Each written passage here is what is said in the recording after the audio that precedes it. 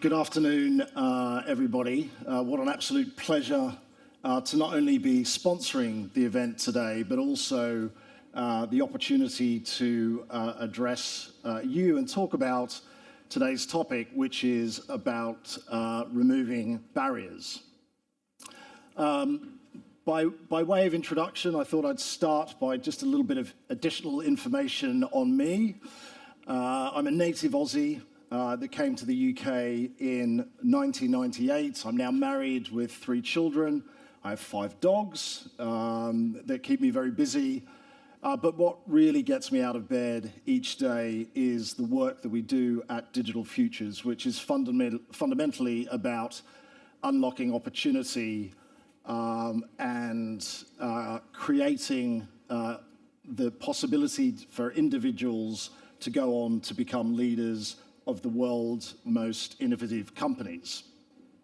My other big passion when I'm not walking my dogs, being dad, being bossed around at home, is my passion of electronic music. So I have a side project, a record label, which I'm very passionate about. I'll talk about balance in your life today, but certainly that's the yin to my yang, I guess you would say. Now, as I mentioned, I came to the United Kingdom when I was 19. I grew up in Australia in a single-parent family without the means to go to university.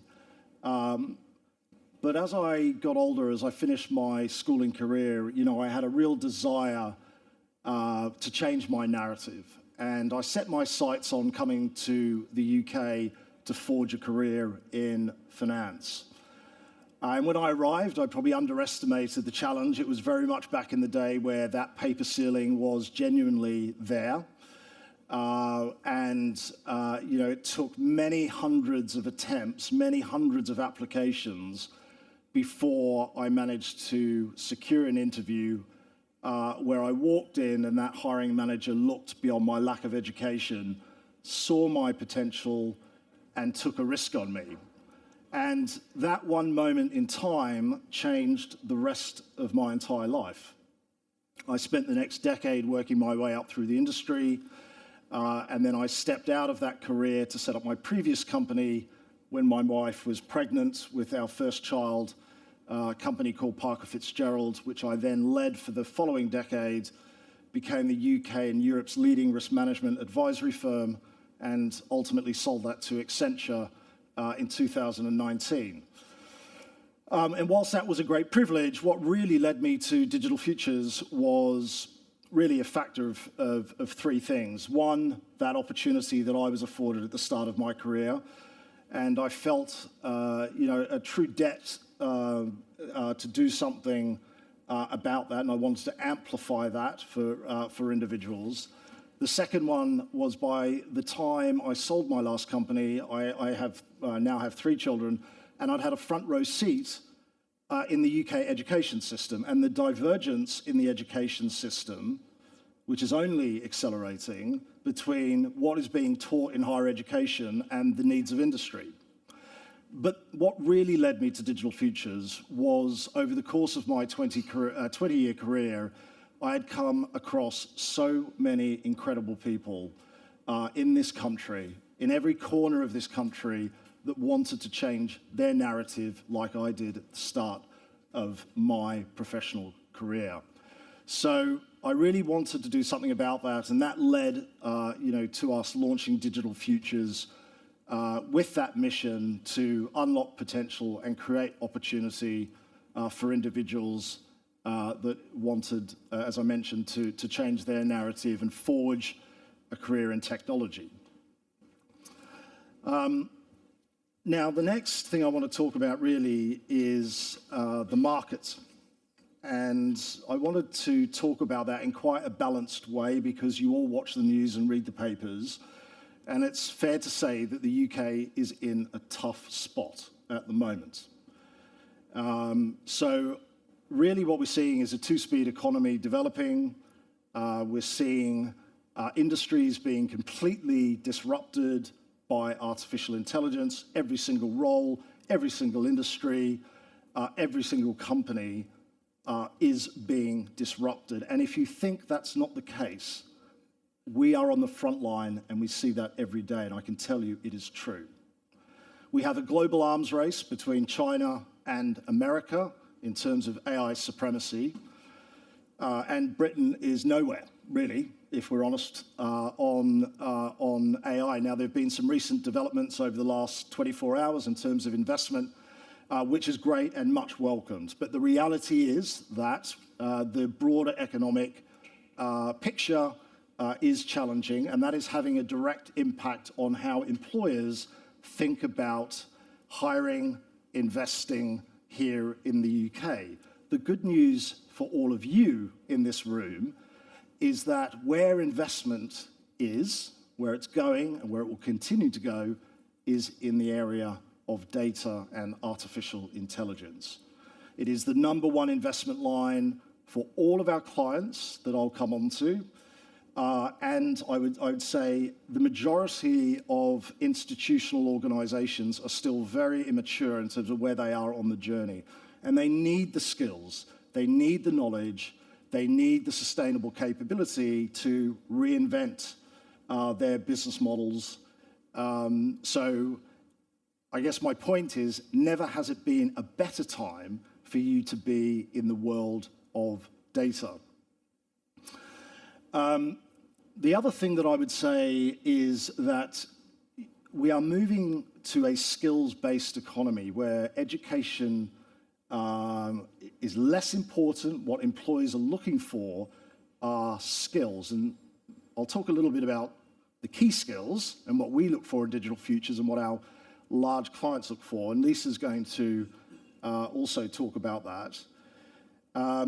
But it is a highly competitive market, and for those of you that are at the start of your careers, the need to stand out has never been greater, and we're going to give you some tips around that today. As I mentioned, Digital Futures has a number of programs that have been designed to help individuals start careers in data and artificial intelligence. This week, I was really proud to launch our Frontier AI program, which Lisa oversees. That is a specific program. It's our flagship initiative, which is there to equip individuals with the critical skills and knowledge in artificial intelligence to go on and build in the age of AI. And whilst the technical competencies that we develop in that program are important, the things that that program are really there to do is identify future potential. And I've listed on this slide 4 key things that we seek out in the application process. And those 4 things are aptitude, curiosity, ambition, and commitment. And we haven't selected those randomly, but these are the traits of that not only Digital Futures look for, but also the traits that large employers also look for when it comes time to selecting individuals for their role, for the roles that we provide.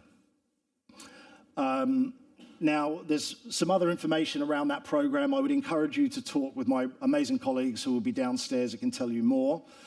But this program is particularly special because it does include certification from Google and our other partners that underpin the technical competency that we build in that, so that you stand out when it comes to the selection process, and when you join the organizations that we work with, you have that ability to really shine and make impact.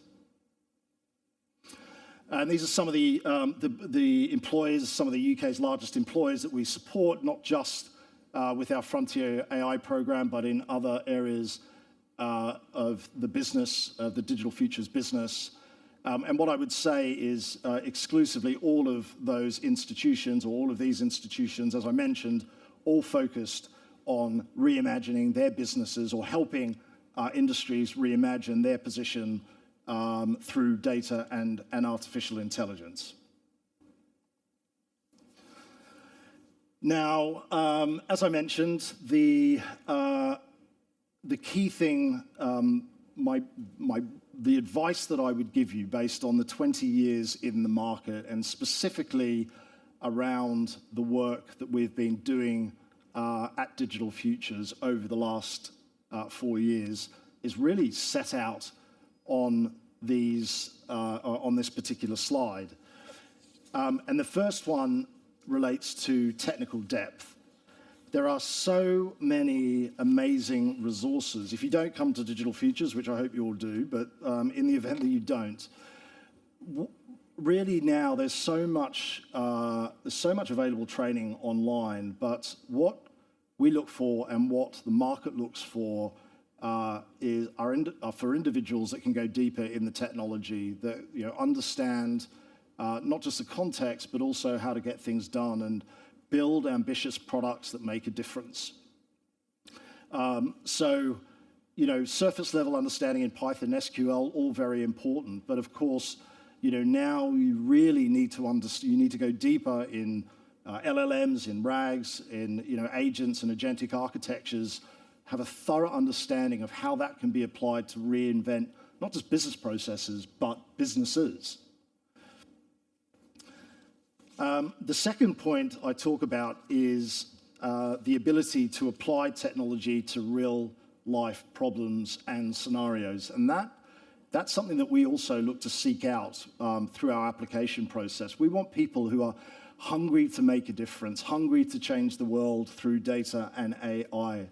And I would say that it's probably, when it comes to the interview process with our clients, it's a large part of the interview where the organizations we support are really keen to understand how data and AI can have a transformative impact on their organizations. And what I found, because data is so prolific across organizations and the opportunity to innovate is absolutely everywhere, having put hundreds and now thousands of people through the Digital Futures program, the most successful data scientists, AI engineers, machine learning engineers, it doesn't matter really what you do, but the ability for you to be able to explain your work to non-technical managers and leaders, both in terms of how you've approached it, but the business impact is absolutely key. So the best data scientists and data professionals are those that can blend that technical capability with outstanding communication to tell a story anchored in the value that your work can provide for an organization. The final point is which I'd like to just talk a little bit about, and I wish somebody told me this at the start of my career, is around the importance of network. And so you're all here today because you've probably understood that concept, that the Data Science Festival is a wonderful opportunity for you to build relationships, friendships, professional networks, and I hope that they're enduring, because what I've certainly found over the course of my career, during good times, during bad times, the thing I fall back on are those networks, are those partnerships, are those friendships that I've established. And I would encourage you to do that. And what I've also found is, careers are not linear anymore. You never know, having a conversation in a coffee shop downstairs doesn't really matter. You never know where that conversation is going to lead to. And I was really shy when I was younger and through my when I was sort of growing up in my professional career, and I hated networking, I hated sitting around the table because fundamentally I suffered as an individual from imposter syndrome and still do today to a degree, and I'm sure that some of you may also struggle with that. However, my point is the network is powerful. So if there's one major lesson, and actually in all the speakers that come down to talk to our engineers in training, it is the common thing that they all talk about.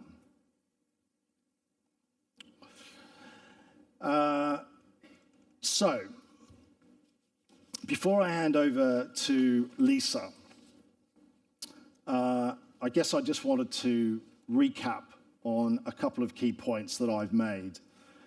And that is that the world of data is moving very, very fast indeed. Of course, AI is changing the rules, but there has never been a more exciting time to be in this particular profession. And ultimately, you are the generation that is going to design the future. And that comes with huge responsibility, but it also comes with great privilege. So I wish you the best of luck in your endeavors. I hope to meet many of you downstairs or around this conference center. And thank you very much for inviting me down to speak today. I hope you took something out of that speech. But yes, best of luck. And I'll now hand over to Lisa Carpenter, our practice director, to go a little bit deeper into some of those topics. Thank you very much.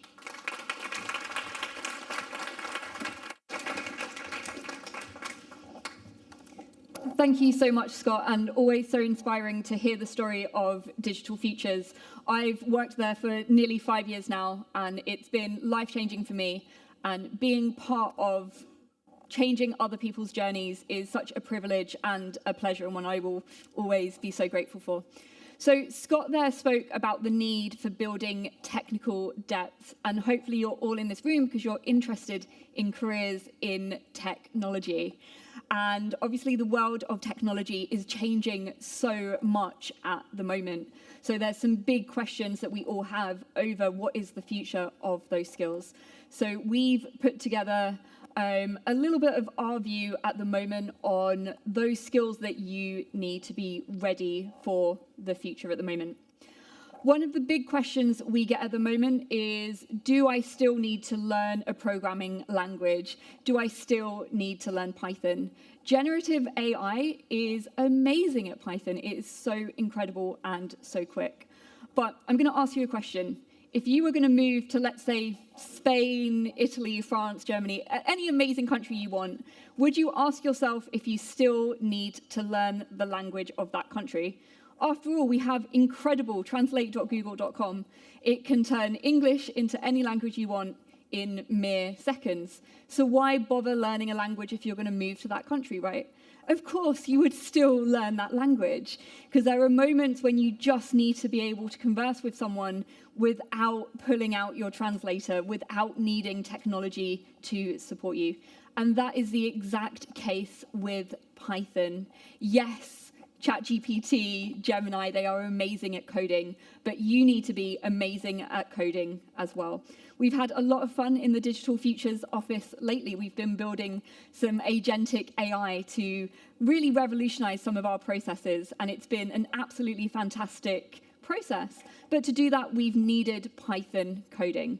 So I would urge you all to really focus on your Python or other languages and really make sure you've got those core foundational skills. That need for strong foundation is not going anywhere at the moment.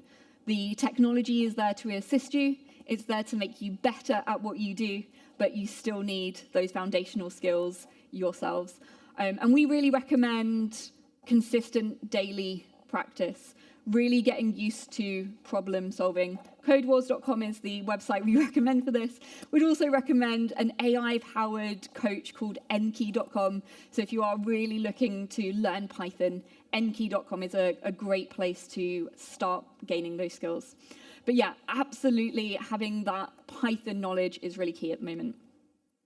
The next one is all around your technical fluency.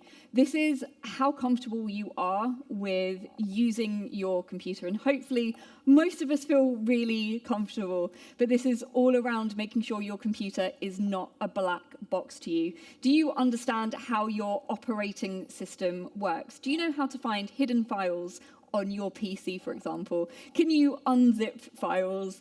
Can you use command line to start navigating around? These are some of the core skills that are really going to separate out technologists in the future. So making sure you're really technically fluid is going to be so key. The next one is the cloud. So once you've really mastered how to work on your own PC, It's all about working in the cloud. Generative AI needs huge amount of processing power. So that is happening in the cloud. Someone else's computer is doing all of that processing. There's some incredible courses out there at the moment. AWS, GCP, and Azure have some fantastic free courses. So really understanding how to create and build and generate solutions in the cloud is so, so key. And I'd urge you to take a look at some of those courses, really start gaining those skills.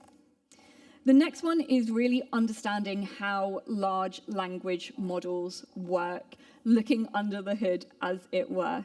So there are hundreds of large language models out there at the moment. Knowing how they work, how they were created, means you can understand their limitations and their potentials. We often talk about this term of a black box. That's when we start using something, but we've no idea how it works. And that's what we want to avoid. If you're building with large language models, you need to know how they work.